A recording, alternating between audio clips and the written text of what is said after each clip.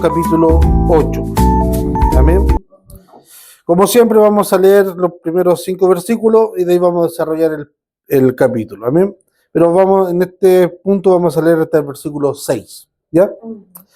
Amén. Dice así en el nombre del Señor. ¿No clama la sabiduría y da voz a la inteligencia? En las alturas junto al camino y en las encrucijadas de las veredas se para. Junto a las puertas a la entrada de la ciudad, en el umbral de las puertas da voces.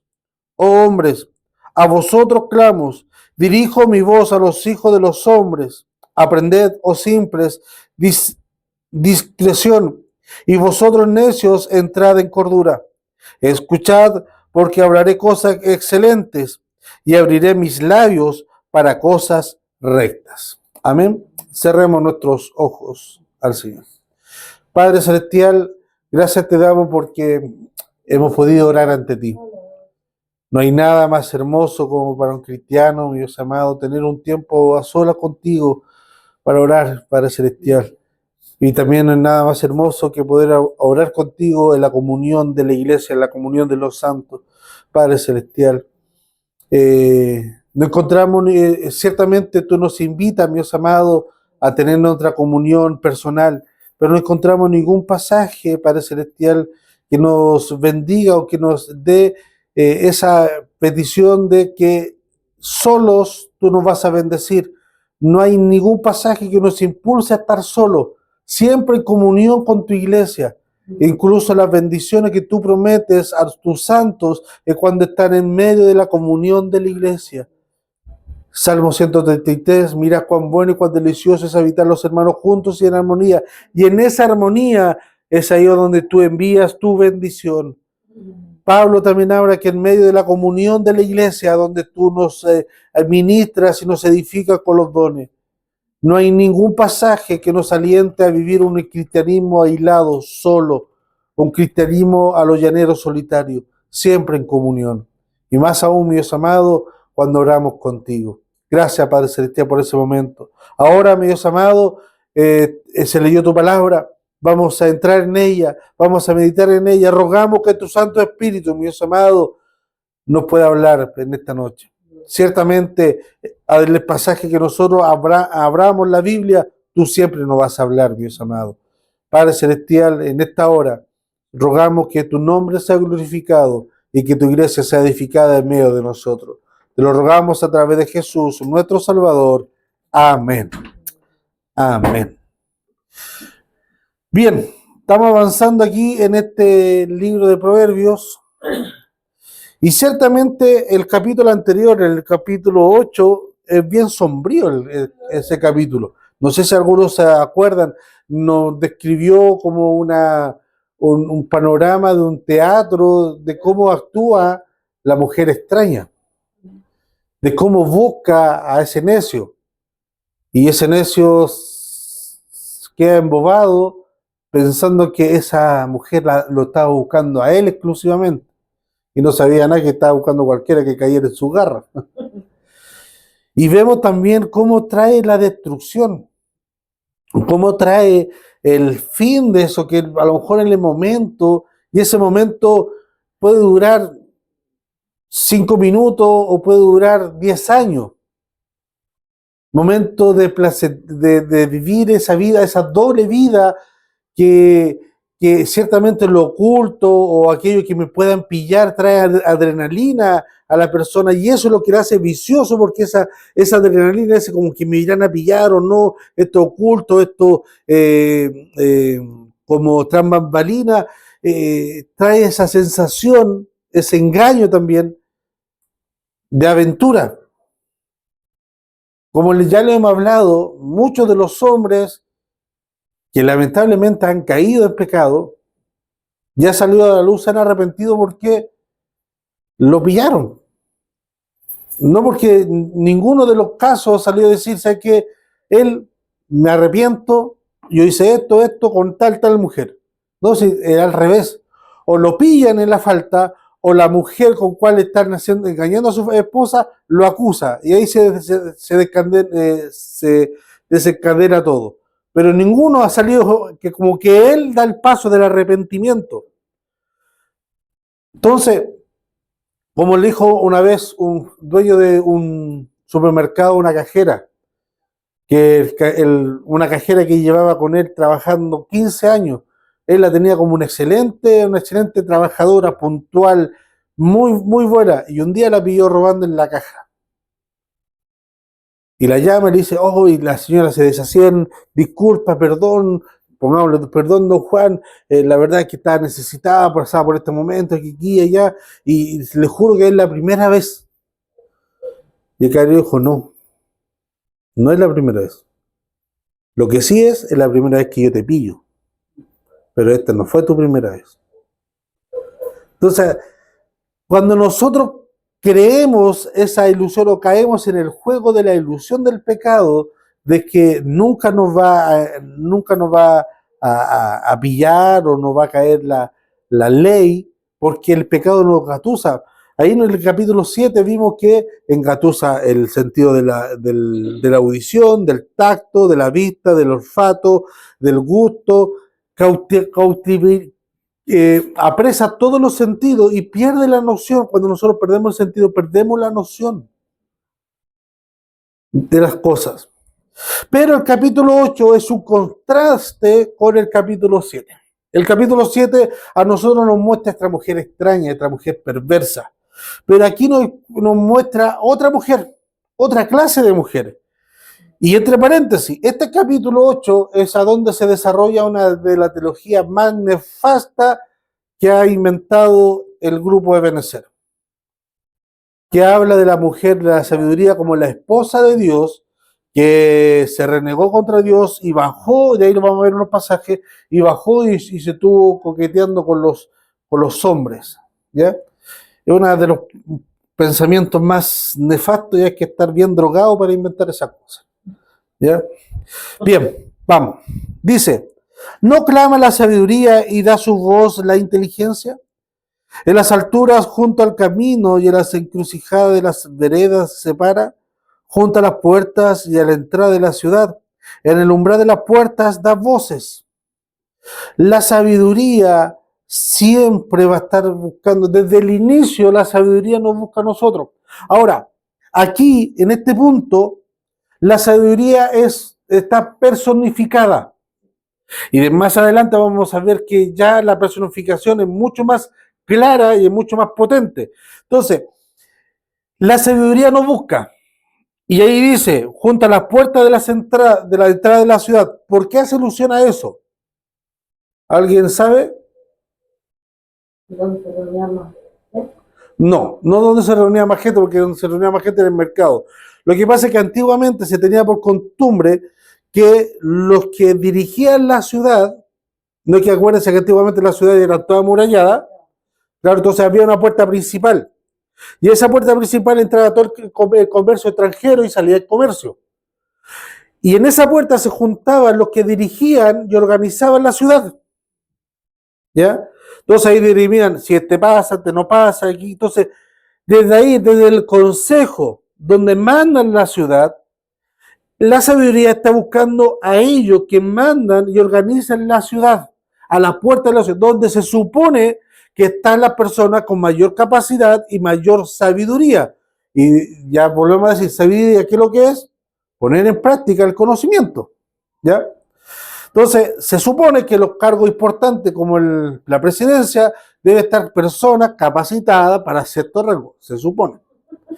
Del dicho al hecho hay mucho estrecho. Entonces, la sabiduría siempre se va a encargar de qué? De buscar esos espacios donde se tomen decisiones. La sabiduría se aplica de cómo yo manejo, de cómo yo acciono frente a tal circunstancia. Yo no puedo ser sabio si a la primera pierdo el control de mis actos, de mis palabras. Puedo ser un hombre muy educado, puedo ser un hombre muy preparado, leído, me preparo y todo, pero si mi actuar en situaciones puntuales pierdo el equilibrio y pierdo el dominio propio, yo no soy sabio. Un hombre sabio controla su cuerpo, Y ahí vamos a ver que la sabiduría da fruto.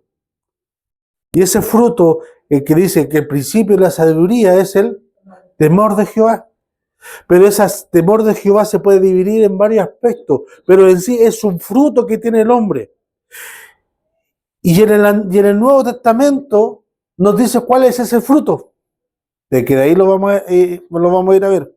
Entonces, hace este contraste desde una mujer del capítulo 7, engañadora, astuta, sagaz, de buscar a ese pobre muchacho que no tiene entendimiento, un muchacho torpe, sin sentido común. Pero acá la sabiduría busca a aquellos que sí tienen, que le buscan a ella.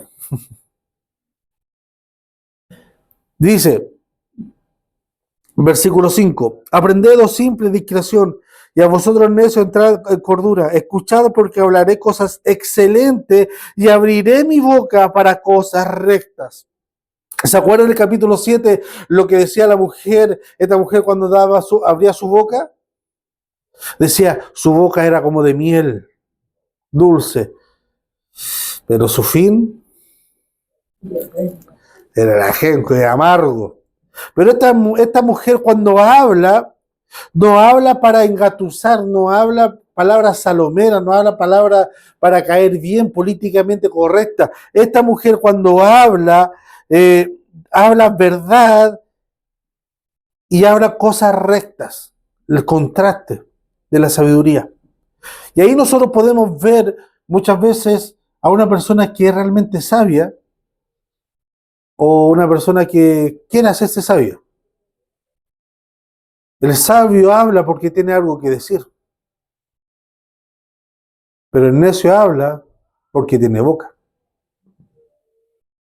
Nada más que por eso. Pero el sabio habla porque tiene algo que decir y eso es algo provechoso para los que están ahí escuchando. Versículo 8, sinceras son todas las razones de mi boca, no hay en ellas cosas falsas ni tortuosas, todas ellas son rectas para el que entiende, razonable para los que han hallado sabiduría. Recibid mi enseñanza y no la plata, y ciencia antes que el oro escogido, porque mejor es la sabiduría que la piedra preciosa, y todo cuanto se puede desear no puede compararse con ella. Yo, la sabiduría, habito con la cordura y he hallado el conocimiento de los consejos. El temor de Jehová es aborrecer el mal, la soberbia y la arrogancia y el mal camino, y la boca perversa es lo que yo detesto. Nuevamente aquí el principio de la sabiduría, ese temor a Jehová. ¿Y cuál es el temor a Jehová? No tenerle miedo. No andar como caminando como si no quebrara ni un huevo, así de pasivo, oh, qué hombre más temeroso, qué hombre más pasivo. No, eso no es ser prudente, o sea, no es ser temeroso. Puede ser una fachada, pero aquí lo que es temeroso es cuando yo aborrezco lo que Dios aborrece. Y aquí nos entrega otra lista: la soberbia, la arrogancia, el mal camino, la boca perversa. Eso yo lo detesto. ¿Se acuerda que el otro pasaje también leíamos 7 cosas aborrece Jehová? 6 cosas aborrece Jehová y aún 7 le son abominables. Ahí tenemos otra lista también. Y acá tenemos otra lista que nos entrega, la cual la sabiduría no se compara a nada, hermano. A nada que nosotros podamos tener. Hoy día hablamos en el trabajo con Luis sobre esta gente que se gana premios millonarios, pero no tienen la sabiduría de administrar. Un tío de Luis, en el trabajo, le contaba un tío de él, años atrás se ganó un premio que al día de hoy era como 800 millones. Lo único que le quedó un departamento chico que se compró ahí por Ñuñoa a Macul. Pero me dice de lo otro nada. No se acuerda, no sabe cómo se fue la plata. Muchas veces nosotros pensamos en ese sentido. Si tan solo ganara un poco más, si tan solo ganara tal X monto de dinero, si tan solo me ganara esquino, solucionaría todo mi problema. ¿Cierto? Pensamos que esa es la fórmula mágica, pero Dios ya nos da la fórmula mágica. En lo poco has sido fiel, en lo mucho te pondré. si no somos buenos para administrar en lo poco lo que tenemos ahora,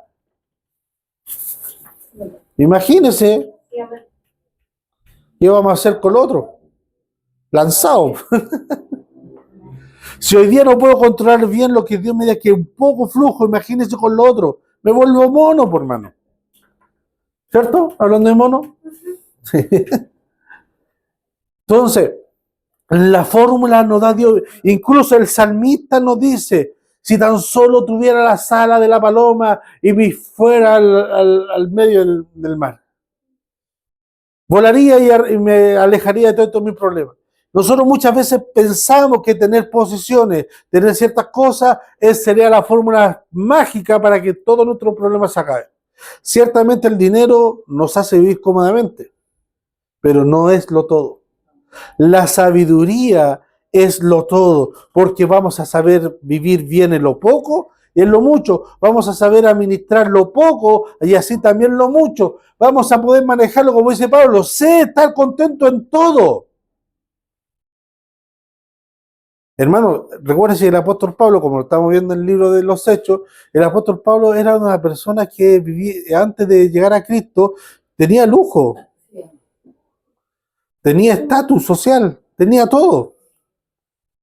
Y Pablo dice, sé contentarme en todo, sé comer caviar y sé comer pan con aceite y sal. Sé estar contento en todo. Y es ahí donde radica la sabiduría. Y la sabiduría es más precioso que todo. Y aquí lo dice, recibí mis enseñanzas, no la plata, y ciencia ante todo oro escogido, porque mejor es la sabiduría que piedra preciosa, y todo cuanto se puede desear no puede compararse con ella. ¿Se entiende, no? Pero nosotros, como somos tan espirituales, siempre nos vamos a guiar por las cosas materiales. Dice, versículo 15, por mí reinan los reyes y los príncipes decretan lo que es justo. Por mí gobiernan los príncipes y los magnates juzgan toda la tierra. Yo amo a los que me aman y me hallan los que de madrugada para buscarme. Y ahí está el problema. La madrugada, o sea, la sabiduría solamente la encontramos en la madrugada. Estamos jodidos. Ahí estamos sonados.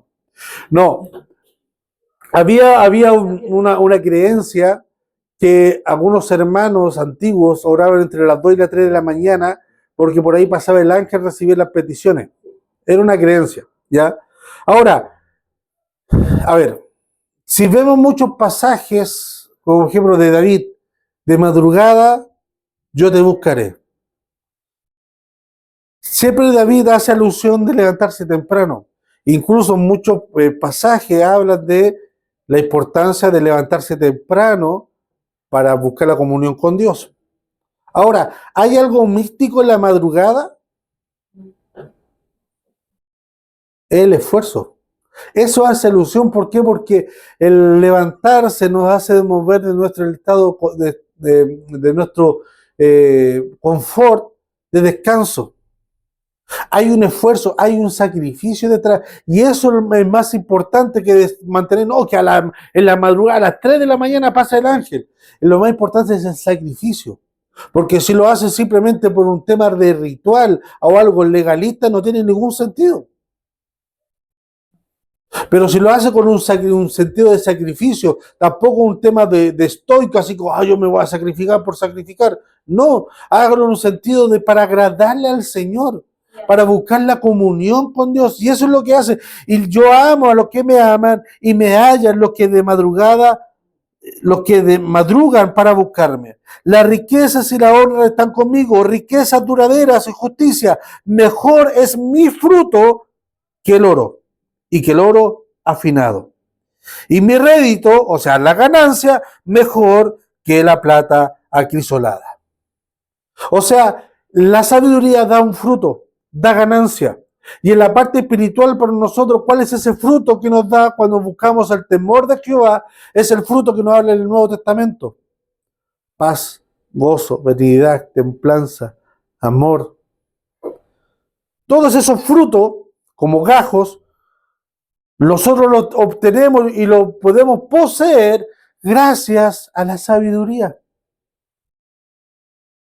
Porque ¿a quién no le gustaría tener paz en todo momento? Templanza en todo momento, dominio propio en todo momento. Y eso es lo que nos llama el Señor. A nosotros el Señor nos llama a tener frutos. Y para tener frutos tenemos que tener buenas raíces. Más allá de los dones. Los dones vienen consecuencia de. Los dones se van a manifestar en la vida del cristiano con un correcto uso de los dones cuando el cristiano es maduro. Cuando es inmaduro, es lo mismo que pasarle un auto lleno de benzina a un cabro joven. Va a salir corriendo para todos lados, gastarlo y hasta chocarlo. Y ahí va a quedar. Se va a lucir con todos los amigos, pero ahí va a quedar. Igual a alguien inmaduro con un don, se va a lucir en medio de la iglesia, mira, tengo el don, y después de un poco de tiempo va a quedar ahí botado. Pero con alguien maduro, donde tiene raíces sólidas, es distinto. Entonces aquí dice, la sabiduría es mejor, dice, es mejor mi fruto que el oro. ¿Cuál es el fruto? Lo que nos da el Espíritu Santo y nos habla en el Nuevo Testamento. Por veredas de justicia camino, pero en medio de la senda de rectitud para hacer los que me aman. Y aquí empieza una característica que habla de una personificación aún más exacta y directa. Dice, 22, Jehová me poseía en el principio, ya de antiguo, antes de sus obras. Eternamente tuvo en el principado, desde el principio, antes del comienzo de la tierra. Antes de los abismos fui engendrada, antes de la antes que existiesen la fuente de las muchas aguas, antes de los montes fuesen formados, antes de los collados ya había sido yo engendrada. No había aún hecho la tierra, ni los campos, ni los primeros elementos del mundo. Cuando formaban los cielos, allí estaba yo. Cuando trazaban un círculo sobre la faz del abismo, cuando condensaban las nubes arriba, cuando afirmaban la fuente del abismo, cuando ponían en el mar su estatuto, para que las aguas no traspasasen su mandato, cuando establecí su fundamento de la tierra, cuando él estaba yo ordenando. Con él estaba yo ordenándolo todo, y era su delicia de día a día, teniendo solaz delante de él todo el tiempo, jugueteando en las partes habitables de su tierra y teniendo mi delicia con los hijos de los hombres. Aquí está la sabiduría encarnada, por así decirlo. Algunos dicen que la sabiduría aquí se está hablando de Jesús. Lo más probable es sí y no, porque hay dos términos que hablan de que fue engendrada, que fue concebida o engendrada, fue creada, ¿ya? Y Jesús no fue creado. Jesús no fue creado, partamos obviamente de esa base. Pero aquí lo que está hablando es cómo esa sabiduría que está en Dios y que posee Dios, creó todas estas cosas ordenadas, lógicas, con una razón, con un propósito, con un fin. Dios creó todo por algo y para algo, no por casualidad, sino que tuvo un fin, un sentido lógico. Dios cuando crea, cuando hace algo o cuando va a hacer algo, tiene un fin lógico, tiene un sentido, tiene algo de trasfondo esencial que todo el ser humano va a decir, sí, esto es algo lógico y racional. No es como los artistas modernos que ellos crean algo y ahí ve tú si tiene algo lógico para ti. Ves si, por ejemplo, a alguien, una vez salió en la noticia que un artista pegó un plátano en la pared con un scotch de esos plomos, lo pegó. Y eso era arte. Y estaba ahí en exhibición. Pero vino una persona y dijo, esto no es arte. Y no lo tomó así, sacó el plátano y se lo comió. Y ahí estaban todos alegando que el arte... Entonces el arte es muy subjetivo, pero no tiene nada lógico. No tiene algo así por un propósito. El artista lo crea y ahí ves tú si encontráis una inspiración, encontráis algo, un sentido. Allá tú, según tu capacidad cognitiva. Pero Dios no crea algo para que nosotros digamos, ¿puede tener lógica esto? No, todo lo que hace es lógico para todo ser humano. Por eso cuando dice, Dios es todopoderoso, sí, es todopoderoso. Y Él puede hacer una roca tan pesada que ni Él mismo la puede hacer. No, no lo puede hacer. Entonces no puede crear todo. No, si lo puede levantar. No lo puede crear la roca pesada que Él mismo no la pueda sostener. Entonces no es todopoderoso. Es que esa premisa está mala. Porque Dios no va a hacer algo lógico. ¿Para qué va a crear una roca tan grande? ¿Cuál es el sentido de un Dios con sabiduría? Un Dios que hace que tiene lógica para crear una roca grande que ni él mismo la pueda soportar. No tiene lógica esa premisa que lo que hacen. Si Dios todo lo que ha hecho, todo lo que hizo y todo lo que va a hacer tiene lógica. Y la sabiduría está en medio de todo eso. Entonces, nuevamente, la sabiduría, ¿qué es lo que es? Cuando se manifiesta, cuando nosotros aplicamos correctamente lo que sabemos, con un propósito, con un fin, y no al chuntera y a la loca. Por eso, cuando hay culto en un servicio, en X iglesia, y viene el profeta y empieza a hablar ahí, si es que a alguno le llega la profecía, no, eso no tiene lógica. Aquí de más de alguno hay, no, si Dios nos habla por si acaso, tirando la red, a ver si pesca alguno, por si acaso. Todo lo que Dios hace tiene su lógica, tiene su sentido, tiene sabiduría, porque aplicamos lo que sabemos correctamente de parte de Dios. Bueno, y el versículo 31, como le dije anteriormente, es donde se toman que esta herejía que dicen que esta mujer, la Dios madre, bajó y engañó a Dios con los hombres, donde dice, y teniendo mi delicia con los hijos de los hombres. Es simplemente de que esta sabiduría también que participó con Dios, estaba con Dios y está en Dios, también se comunica con nosotros y nosotros podemos ocupar esta sabiduría. Y esta delicia no solamente es se podría decir un atributo comunicable de parte de Dios hacia nosotros, y tiene esta delicia de que nosotros también podemos actuar con sabiduría. Versículo 32. Ahora pues, hijo, oídme. Dichosos los que guardan mis caminos. Atended mi consejo para que seáis sabios. No lo menospreciéis. Dichoso el hombre que me escucha, velando a mis puertas cada día, guardando a los postes de mis puertas. Porque el que me halla, hallará la vida, el que alcanzará el favor de Jehová. Mas el que me pierde, se arruinará a sí mismo. Todos los que me aborrecen, aman la muerte. Y aquí otro consejo de la sabiduría. La sabiduría es un trabajo constante.